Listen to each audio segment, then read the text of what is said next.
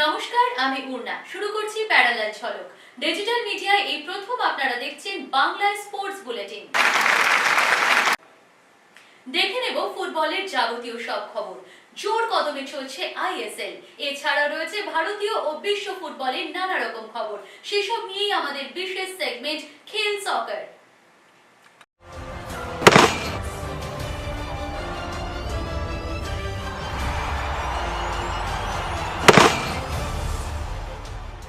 I লিগের broadcasting নিয়ে জটিলতা, ক্লাবগুলোর বিদ্রোহ। এরই মাঝে যে সংস্থা কমার্শিয়াল রাইটসের জন্য বিড করেছিল তাকে চিঠি দেওয়া হলো ফেডারেশনের তরফে। সেই সংস্থার বিড যে সফল হয়েছে সেটাই জানানো হয়েছে ফেডারেশনের তরফে, এবং সেটা জানিয়ে দেওয়া হয়েছে কার্যকরী সমিতিকেও। সোমবার হয়তো ওই সংস্থা যে আই লিগের দায়িত্ব পাচ্ছে সেটা সরকারিভাবে জানিয়ে দেবে ফেডারেশনের কার্যকরী কমিটি। তবে আই লিগের ব্রডকাস্টিং বিতর্ক নিয়ে বেশ ক্ষুব্ধ দিল্লি এফসির কর্ণধার রঞ্জিত বাজাজ। তিনি জানিয়ে দিলেন তারা ইতিমধ্যেই 30 কোটি টাকা খরচ করে ফেলেছেন, তাই বড় ব্রডকাস্টার না হলে প্রবল সমস্যায় পড়বে তারা। हमारे ऑलरेडी क्लब्स के 3 महीने का डिले हुआ है, which is equal to at least a delay or loss of 10 crore rupees a month to all the clubs into 3 months is 30 crores जो clubs लॉस ले चुके हैं, and which is all proven loss because हमने salaries दी है, खाना पीना रहना दिया है, सारा कुछ दिया, तो ये proven loss है. And if this is going to be delayed even further and we'll have to actually extend our budgets for this, then we'll have to, somebody will be have to held responsible, na? So Because this is not a joke that all 10 clubs are losing so much of money every single day. Each club is losing 5-10 lakhs a day. Till the time it does not happen, we will not be playing unless the time we get broadcast on a proper good channel. And the only channel which is there, which is left, is Sony. There is no other channel. যেহেতু federation প্রতিশ্রুতি দিয়েছিল একটি broadcasting সংস্থাকে I লিগের দায়িত্ব দেওয়া হবে, তাই দিল্লি এফসি কর্ণধার অনর তিনি জানিয়েছেন সেই বড় ব্রডকাস্টিং সংস্থাকে আই লিগের দায়িত্ব না দেওয়া হলে প্রতিযোগিতায় তাদের অংশগ্রহণ করা নিয়ে ঘোর অনিশ্চয়তা। Bro, you are recording it. At least get it right now. I've told you that the clubs will not play till Sony is confirmed as their broadcaster. I league নিয়ে ডামাডোল, ব্রডকাস্টিং জটিলতা নিয়ে ক্লাবগুলো ক্ষোভ উগরে দিয়েছে ফেডারেশনের বিরুদ্ধে। আই লিগ হওয়া নিয়ে দেখা দিয়েছে জটিলতা। এমন পরিস্থিতিতেই এই প্রসঙ্গে মুখ খুললেন প্রাক্তন ফুটবলার অমিত ভদ্র। এএফএফ যদি একটা ভালো অর্গানাইজেশন পায় বা ভালো ব্রডকাস্টিং টিম পায়, অবভিয়াসলি আইএসএলটা আরও পপুলার হবে। আইসিএল মানে ইন্ডিয়ান লিগটা, যেটা second league, not ISL, second লিগটা আরও বেশি মানে পপুলার হবে। সেই দায়িত্বটা এআইএফএফকে নিতেই হতো, হওয়া উচিত ছিল ক্লাবের। আমরা দেখলাম যে আজকে সব ক্লাব প্রোটেস্ট করেছে, সেটা আমি মনে করি যে তার একটা রিজনই আছে। তাদের এত টাকা খরচা করে টিম করতে হচ্ছে, সেখানে রিজনটা স্বাভাবিক। যখন আমরা আইএসএল স্টার্ট করে দিয়েছি, আই লিগ গুরুত্ব হারিয়ে ফেলেছে। কারণ ব্যাক টু ব্যাক লোকে একই লোকের খেলা এরমভাবে দেখতে চায় না, বিভিন্ন ফরম্যাটে দেখতে চায়। কোনো ফরম্যাটে নেই আই লিগের। আইদার এবারে ভাবুক, যারা ফুটবল নিয়ে ভাবে তারা ভাবুক কীভাবে আই লিগকে পপুলার করা যায়। কারণ এত বড় ভারতবর্ষে অনেকে ভাবার লোক আছে, ইজিলি পপুলার করা যায়। ক্রিকেটকে আপনারা দেখছেন কালকে T6 হয়ে গেল হংকংয়ে, ব্যাংককে, এতে মানে চারিদিকে রোজ টুর্নামেন্ট হয়ে যাচ্ছে। ক্রিকেট যেখানে খুশি বাড়িয়ে দিচ্ছে। নেপালে স্টেডিয়াম দেখলাম আজকে একটা পোখরানে, ইন্টারন্যাশনাল স্টেডিয়াম হয়ে যাচ্ছে। তারা ভেবে বাড়াতে পারছে, আমরা পাচ্ছি না, সেটা আমাদের দোষ। ভাবলে নিশ্চয়ই উপায় বেরিয়ে যাবে। কারণ ক্রিকেটে আস্তে আস্তে ওরা করে দিচ্ছে, মানে পৃথিবীর সবচেয়ে ক্ষুদ্রতম দেশ ক্রিকেট খেলছে, কিন্তু ভারতীয়রাই খেলছে সেখানে গিয়েও। তাই সেটা সেইভাবে ভাবুক। নাহলে আই লিগ গুরুত্ব হারালে আইএসএল একটা টিম নিয়ে, আইএসএল মানে 12টা টিমের 4 বা 16টা টিমের 4 জন করে বাঙালিও 64 জন ফুটবল খেলবে, তারপরে দিয়ে দেন বাংলায় উঠে যাবে। বিদেশি এনে কি ভারতের ফুটবলকে পপুলার করা যাবে? করা যাবে না। আই লিগ হচ্ছে একটা, আই লিগ, রিজিওনাল টুর্নামেন্ট, এগুলো ছিল একটা রিসোর্স। সেই রিসোর্সগুলো বন্ধ হয়ে গেলে, বা সন্তোষ ট্রফি, এই সবগুলো রিসোর্স ছিল, এগুলোকে আরও কীভাবে বাঁচিয়ে তোলা যায় সেটা ভাবুক। যারা ভাবছে ফুটবল নিয়ে, যারা ভাবছে ভাবুক। বিরতির পর আইএসএল শুরু হওয়ার মুখে নতুন দুশ্চিন্তায় মোহনবাগান। জাতীয় শিবিরে গিয়ে চোট পেয়ে ছিটকে গেলেন আশিস রায়। সোমবার মালয়েশিয়ার বিরুদ্ধে তিনি তো খেলতে পারছেনই না, আইএসএল ম্যাচের আগে মোহনবাগান ম্যানেজমেন্টের কপালেও চিন্তার ভাঁজ। আশিসের চোট কতটা ভোগাবে এখনই হয়তো তা বলা যাচ্ছে না। পাশাপাশি অনিরুদ্ধ থাপা চোট নিয়েই গিয়েছিলেন ছুটি কাটাতে, তিনিও এখনও পুরোপুরি চোটমুক্ত নন। ফলে আশিস ও থাপাকে নিয়ে সবুজ মেরুন শিবিরে একটা উদ্বেগ রয়েছে। 23 তারিখ ঘরের মাঠে জামশেদপুরের বিরুদ্ধে খেলতে নামবে মোহনবাগান। তার আগে ছুটি কাটিয়ে সোমবার থেকেই অনুশীলনে নেমে পড়বে পুরো টিম। রবিবার কিছু খেলোয়াড় এলেও সোমবার সকালে আসবেন বাকিরা। কিন্তু গ্রেগ স্টুয়ার্ট নিয়ে ধোঁয়াশা এখনও রয়েই গেছে। সোমবার তিনি মাঠে নামার পরই বোঝা যাবে তার চোটের পরিস্থিতি কী। তবে অনুশীলনে থাকবেন না ভারতীয় দলে ডাক পাওয়া ফুটবলাররা। আনোয়ার দল ছাড়ার পর কিছুটা হলেও মোহনবাগানের ভারসাম্য নষ্ট হয়েছে, কারণ আনোয়ারের বিকল্প ভালো ভারতীয় স্টপার হাতে না থাকায় দুই বিদেশি স্টপার অ্যালবার্তো রড্রিগেজ ও টম অলড্রেডকে একসঙ্গে খেলাতে হচ্ছে। সে কারণে একজন ভালো ভারতীয় স্টপারের খোঁজে আছে মোহনবাগান সুপার জায়ান্ট। জানুয়ারি উইন্ডোয়ে জাতীয় দলের কোনো স্টপারকে নেওয়ার উদ্যোগ নিচ্ছে মোহনবাগান ম্যানেজমেন্ট। ভারতীয় দলের তরুণ স্টপারের দিকেই নজর রয়েছে সবুজ মেরুন ম্যানেজমেন্টের। দীপেন্দু বিশ্বাসের দক্ষতা নিয়ে প্রশ্ন নেই, কিন্তু অনেকগুলো ব্যাপার ভাবাচ্ছে, কারণ তিনি একটু চোটপ্রবণ, উচ্চতাও কম। তাই দীপেন্দু থাকলেও আরেকজন ভারতীয় স্টপারকে জানুয়ারি উইন্ডোয়ে নিতে চলেছে মোহনবাগান। সোমবার থেকেই ইস্টবেঙ্গলের প্রস্তুতিতে নেমে পড়বেন দিয়ামান্তাকোস মাদিতালাল সল ক্রেসপোরা। ছুটি কাটিয়ে রবিবার রাতেই শহরে ফিরছেন লাল হলুদের তারকা বিদেশি ফুটবলাররা। আগামী সপ্তাহেই দলের সঙ্গে অনুশীলনে যোগ দিচ্ছেন হেক্টর ইউস্তেও।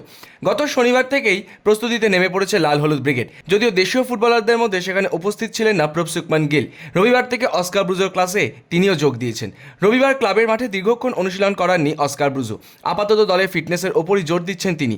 এদিন দলের সদস্যদের 4 ভাগে ভাগ করেই খানিকটা ম্যাচ সিচুয়েশন প্র্যাকটিস করিয়ে নেন অস্কার ব্রুজো। সেই সঙ্গে ফুটবলারদের শর্ট প্র্যাকটিসের দিকেও বাড়তি নজর দিয়েছেন তিনি। সামনেই নর্থ ইস্ট ম্যাচ, কোনো রকম খামতি রাখতে নারাজ লাল হলুদ কোচ। রেফারিং ইস্যুতে নিজেদের অবস্থান জানাতে মঙ্গলবার হায়দ্রাবাদ যাচ্ছেন ইস্টবেঙ্গল কর্তারা। মঙ্গলবার হায়দ্রাবাদের ফেডারেশন ও এফএসডিএল এর সঙ্গে মিটিং করবেন লাল হলুদ কর্তারা। ক্লাবের শীর্ষকর্তা দেবব্রত সরকার যাচ্ছেন, সঙ্গে আরেকজন কে যাবেন সেটা এখনও নিশ্চিত নয়। তাদের বিরুদ্ধে যাওয়া রেফারির সিদ্ধান্তে নানা অভিযোগ জানাবেন ইস্টবেঙ্গল কর্তারা। এখন দেখার আইএসএল এর রেফারিং বিতর্ক কবে থামে। প্রথম ম্যাচে 4 গোলে জয়, আত্মবিশ্বাস বাড়ালেও এখনই আত্মতুষ্ট হওয়ার কোনো জায়গা নেই। উত্তরপ্রদেশের বিরুদ্ধে নামার আগে ফুটবলারদের সাফ বার্তা কোচ সঞ্জয় সেনের। সোমবার উত্তরপ্রদেশের বিরুদ্ধে নামবে বাংলা। প্রতিপক্ষের খেলা দেখেছেন, তাদের শক্তি দুর্বলতা নিয়েও কাটাছেড়া চলেছে বাংলা শিবিরে। উত্তরপ্রদেশ লং বলে অনেক শক্তিশালী। এদিন সেটাই আটকানো অন্যতম প্রধান চ্যালেঞ্জ বঙ্গ ব্রিগেডের সামনে। রবিবার সকালে সেভাবেই চলল বাংলার প্রস্তুতি।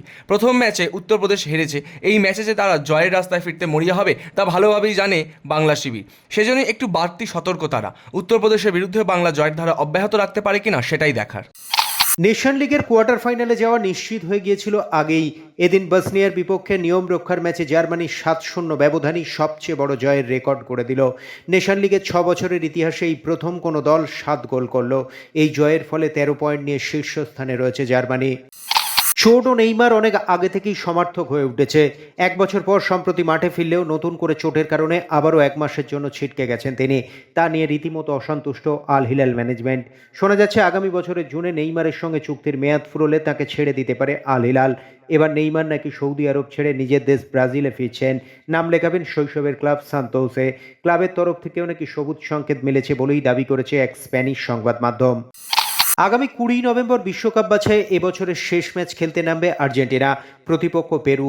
তবে এই ম্যাচের আগে বড় ধাক্কা আর্জেন্টিনা শিবিরে। চোটের কারণে দল থেকে ছিটকে গেলেন 2 ডিফেন্ডার নাহুয়েল মলিনা এবং ক্রিস্টিয়ান রোমেরো। তবে পেরুর বিপক্ষে আর্জেন্টিনার জার্সিতে নামতে পারেন 21 বছর বয়সী ফরওয়ার্ড গিলিয়ানো সিমিওনে। গত জুলাইয়ে প্যারিস অলিম্পিক্সে মরক্কোর বিপক্ষে আর্জেন্টিনার একমাত্র গোলটি ছিল তাঁর। আগামী বছর 15 জুন থেকে শুরু হবে ক্লাব বিশ্বকাপ। বিশ্বের সব দেশের লিগ মিলিয়ে মোট 32টি ক্লাব এই প্রতিযোগিতায় অংশ নেবে। এবার আমেরিকায় হবে ক্লাব বিশ্বকাপ। আয়োজক দেশের ক্লাব হিসেবে মেসির ইন্টার মায়ামির নাম ঘোষণা করেছে ফিফা, আর তাতেই শুরু হয়েছে বিতর্ক। নিয়ম অনুযায়ী আয়োজক দেশের লিগের চ্যাম্পিয়ন ক্লাব সুযোগ পায় এই প্রতিযোগিতায়, কিন্তু এবারের মেজর লিগ সকারে প্লে অফ থেকে বাদ গিয়েছে মায়ামি। আর সেখানেই প্রশ্ন উঠছে, মেসিকে মুখ হিসেবে ব্যবহার করে ব্যবসার জন্যই কি নিজেদের তৈরি করা নিয়ম নিজেরাই ভাঙল ফুটবলের সর্বোচ্চ নিয়ামক সংস্থা? বর্ডার গাভাস্কার ট্রফি নিয়ে উত্তেজনার পারদ চড়ছে। এছাড়াও রয়েছে ক্রিকেটের অন্যান্য সব খবর। 22 গজের যাবতীয় সব খবর নিয়ে আমাদের সেগমেন্ট লে ছক্কা।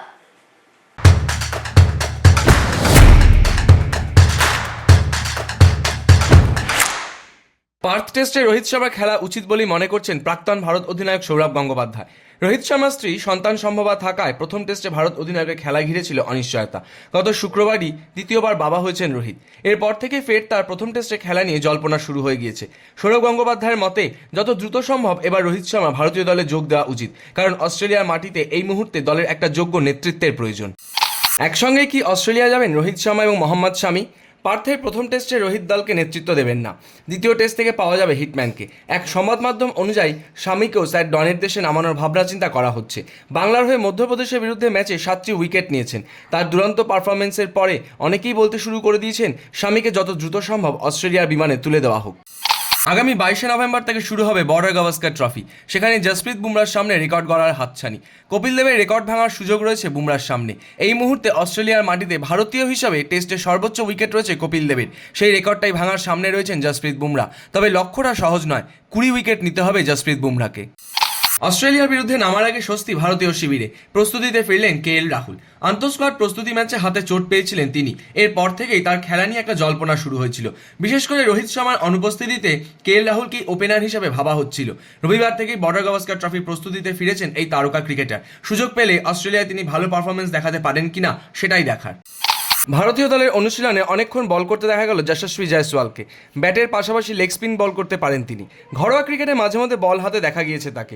যশস্বী অস্ট্রেলিয়ার ব্যাটারদের কাছে সম্পূর্ণ অপরিচিত, তাই জাদেজা অশ্বিনের পাশাপাশি আরও একজন বিকল্প স্পিনার ভারত তৈরি রাখছে। অনেকেই মনে করছেন তাকে তুরুপের তাস হিসাবে ব্যবহার করতে পারেন গৌতম গম্ভীর। অশ্বিন কাটায় বারবারই বিদ্ধ হয়েছেন স্টিভ স্মিথ। আবারও ঘরের মাঠে ফের একবার অশ্বিনের মুখোমুখি হতে চলেছেন তিনি। তবে এবার আর কোনো ভুল নয়, অশ্বিনকে আটকানোর ছক কষা হয়ে গিয়েছে এই অজি তারকার। অশ্বিনের বিরুদ্ধে শুরু থেকেই আক্রমণাত্মক ক্রিকেট খেলতে চান তিনি। অশ্বিনকে রিদিম পেতে না দেওয়ারই ছক কষেছেন স্মিথ। ভারতের বিরুদ্ধে নামার আগেই চোট পেয়ে ছিটকে গেলেন অস্ট্রেলিয়ার অধিনায়ক।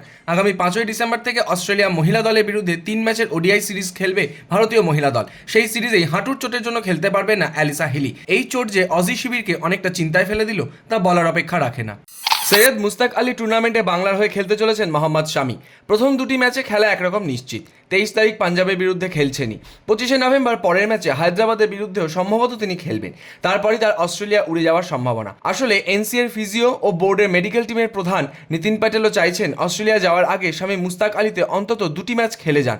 এছাড়াও প্রথম ম্যাচের পরের দিন 24শে নভেম্বর IPL-এর নিলাম। সেক্ষেত্রে শামি মুস্তাক আলীতে খেললে ফ্র্যাঞ্চাইজিদের কাছেও বার্তা যাবে যে তিনি IPL-এর নিলামের জন্য তৈরি। সোমবার সকালে 27 জন ক্রিকেটারকে নিয়ে ট্রায়াল, বিকেলে বাংলা দল নির্বাচন করবে CIB।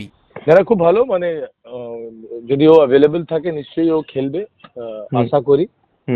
আর আমাদের কাজ হচ্ছে সিলেকশন কমিটি যারা আছে তারা নিশ্চয়ই এইটা নিয়ে সিলেক্ট তো শামি হবেই। এবার যদি ও ফার্দার যদি ইন্ডিয়ান টিমে না খেলতে যায় তাহলে নিশ্চয়ই আমরা আশা করি ওকে আমরা পাবো মুস্তাক আলীতে কয়েকটা ম্যাচ। 1 বছর পর ক্রিকেট খেলছে, আমি আগেও বলেছিলাম। 1 বছর পর ক্রিকেট খেলেছে, সেটা দেখে ওকে একদমই বোঝা যায়নি কি he is playing after 1 year. So dedicated, সবসময় ও বাংলার জন্য ওর এত বছরের কেরিয়ার, ও সবসময় যখনই অ্যাভেলেবল থাকে চেষ্টা করা খেলে। বাট অবভিয়াসলি এত বছর ধরে ইন্ডিয়ান টিমে খেলছে, ফাস্ট বলার। 1 বছর পর এত কম্পিটিটিভ খেলা, Ranji trophy against MP, strong side.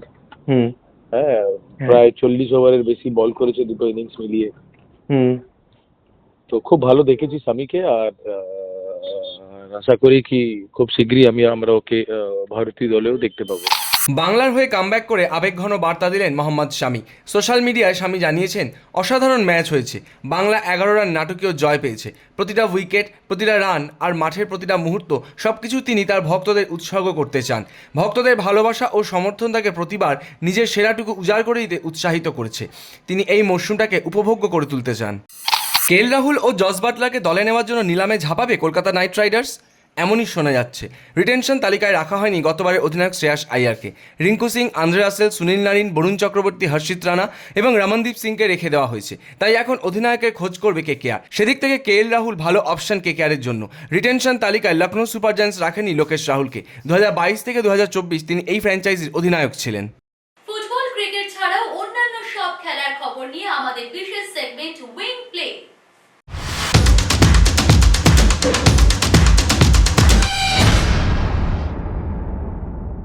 Davies কাপে নাও খেলতে পারেন রাফায়েল নাদাল।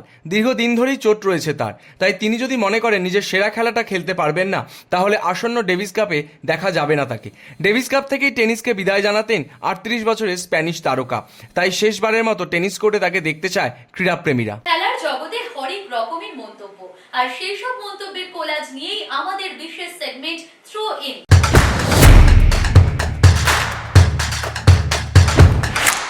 আমার মনে হয় শ্রেয়াসের নাম যখন নিলামে উঠবে, সেই সময় কেকেআর অবশ্যই তার জন্য বিড করবে। তবে তারা যদি বিড না করে, দিল্লি অবশ্যই বিড করবে শ্রেয়াসের জন্যে। সব জায়গাতেই আমাদের উন্নতি করতে হবে। ফুটবল হলো রক্ষণ, আক্রমণ, সেট পিস এবং ট্রানজিশনের খেলা। মালয়েশিয়ার বিরুদ্ধে এই দিকগুলোতেই নজর রাখতে হবে এবং যে ভুলগুলোর জন্য গত কয়েকটা ম্যাচে জিততে পারিনি, এগুলো এড়াতে হবে। প্যারালাল ঝলক আজ এ পর্যন্তই। খেলার দুনিয়ার যাবতীয় সব খবরের সেরা প্যাকেজ নিয়ে প্যারালাল ঝলক দেখতে থাকুন প্রতিদিন রাত 10টায়।